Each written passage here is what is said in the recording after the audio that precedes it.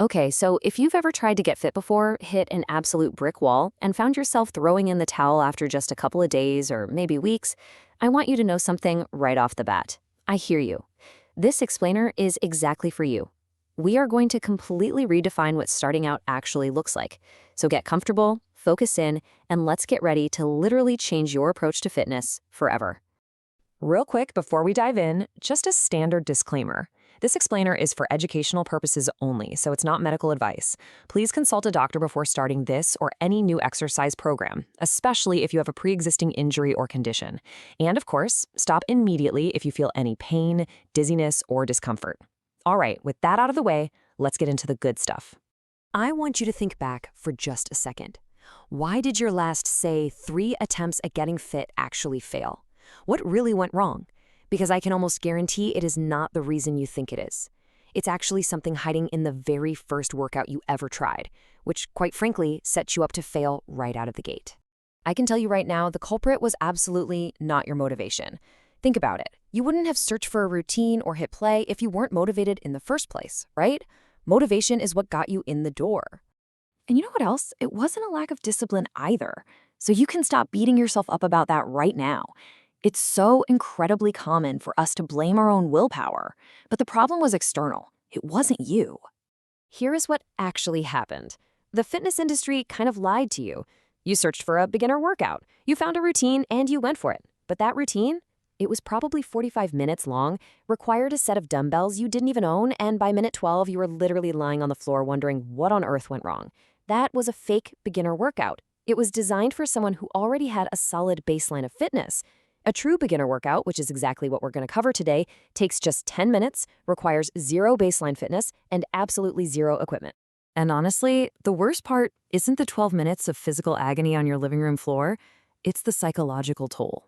You didn't walk away thinking, wow, that workout was just poorly designed for my level. No, you walked away telling yourself, I guess I'm just not the type of person who can do this. That story you told yourself afterward, that's the real damage. And it is exactly what we are going to fix today. Section 1, the true beginner solution. Zero baseline, zero equipment, 10 minutes. Let's get into it. So, our very first movement is the squat. This is your foundation. It builds your legs and your glutes, the absolute crucial muscles you use every single time you stand up, climb a flight of stairs, or pick something up off the floor. You're going to keep your feet about hip-width apart, then push your hips back as if you are reaching for a chair directly behind you. Make sure your knees track smoothly right over your toes without caving inward. You want to breathe in on the way down and breathe out as you push back up. Now let's address the most common mistake here, leaning way too far forward. When you do that, you shift all the strain onto your lower back instead of actually building that leg strength. But the fix is super easy. Just go slower and only go as deep as you can while keeping your chest nice and upright. And here is the really crucial point. If you can't do a full squat yet, scale it down to a chair squat. Put a literal chair behind you, squat down until you just tap it and stand back up. You're using the exact same muscles, you're protecting your back, and you get 100% full credit for the movement.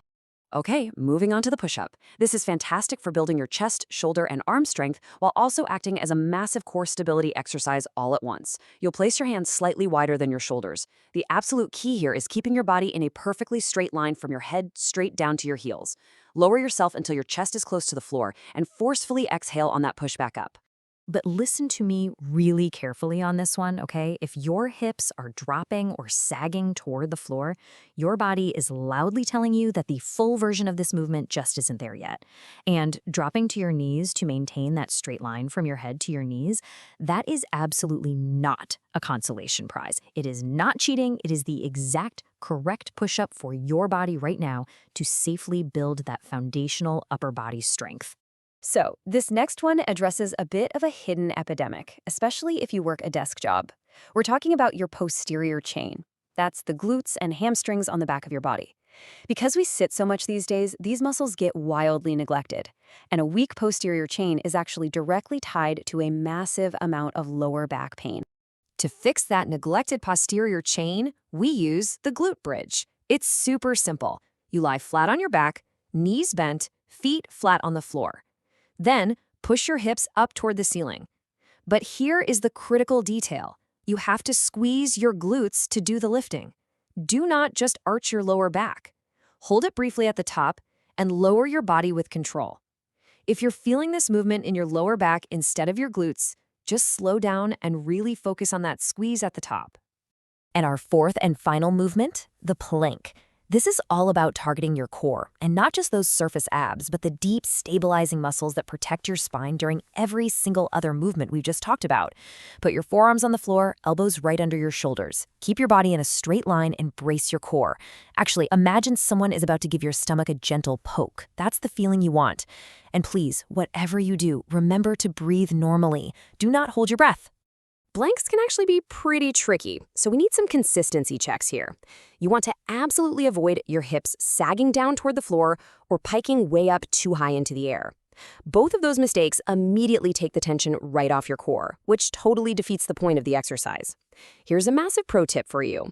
What a plank feels like internally versus what it actually looks like on the outside can be completely surprising. Just prop your phone up against a water bottle and record yourself once to check your real alignment.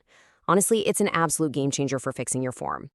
Okay, let's look at the math, because this is where the magic of the true beginner routine really happens. We have 4 movements. For each one, you do 30 seconds of work, followed immediately by 30 seconds of rest. Squat, push-up, glute bridge, plank. That is exactly 1 minute per movement. You go through that circuit, add a little transition and setup time, and boom, you have an easy, complete, full body strength session in comfortably under 10 minutes. If you have the extra energy, sure, go ahead and do 2 rounds. But 1 round, that is a complete session. Done. All right, moving into section 2, 3 rules for success. Rule number 1 is the number 10. When you see the word beginner in the fitness world, it should mean exactly 10 minutes and 4 basic movements. It should never, ever mean 45 minutes of complicated, equipment-heavy agony with a beginner label just slapped on it to trick you. Protect your time and protect your energy. Rule number 2, scaling a movement down is not cheating, period. Whether it's doing a chair squat instead of a deep unsupported squat or a knee push-up instead of a full push-up from your toes, doing the correct movement for where your body is right now is literally the only way you build real strength. You have got to meet your body exactly where it is today without any ego. And rule 3, this is honestly the biggest psychological shift you're going to make in your entire fitness journey. In week 1, completion beats performance. The only question that matters is, did you do it? It doesn't matter if your form wobbled a little bit or if you had to rest a few extra seconds during that 30-second work interval. If you showed up and you completed the 10 minutes, you won the day. So that brings us to the ultimate question. My direct challenge to you right now is this. Will you do this 10-minute workout just once today before watching anything else? Not tomorrow, not on Monday when the new week starts. Today. Reclaim your physical confidence right now. Thank you so much for joining me for this explainer, and be sure to tune into our next one where we'll actually explore the absolute smallest 5-minute version of this routine for those days when you have literally 0 energy left in the tank. Until then, ask yourself, what is honestly stopping you from taking just 10 minutes for yourself today?